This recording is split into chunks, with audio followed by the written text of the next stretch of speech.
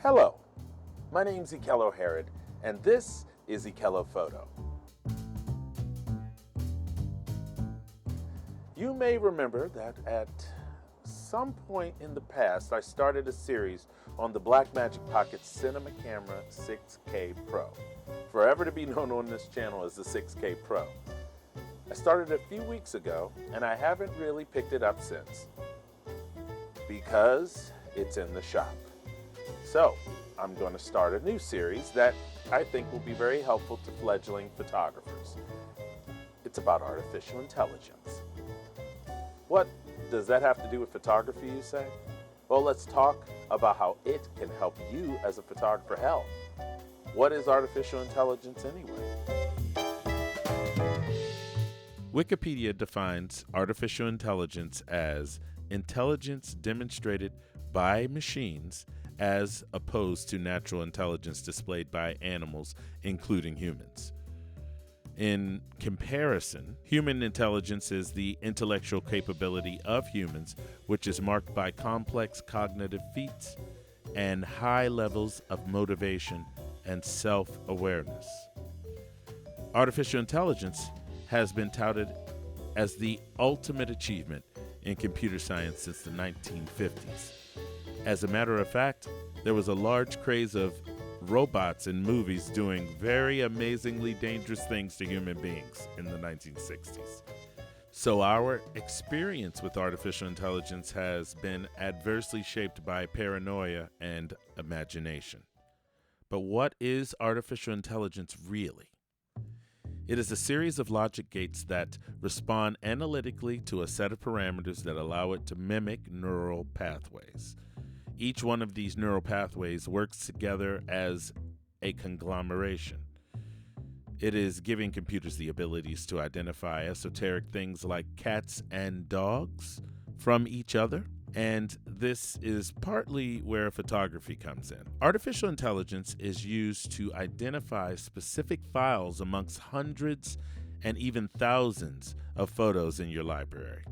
This mimicry has lots of hallmarks of actual intelligence or human intelligence.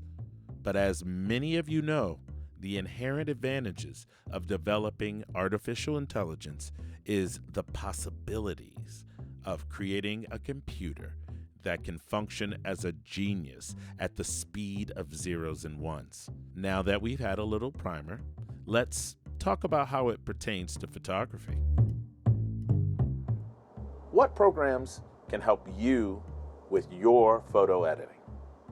Well, there are tons and tons of programs out there that tout their prowess with artificial intelligence. But I've found that there are really only a few of them out there that are doing God's work. Luminar AI, Lightroom, Affinity Photo, Photoshop, Photoshop Express. Now, you may be saying to yourself that Photoshop and Photoshop Express are pretty much the same thing. You would be wrong.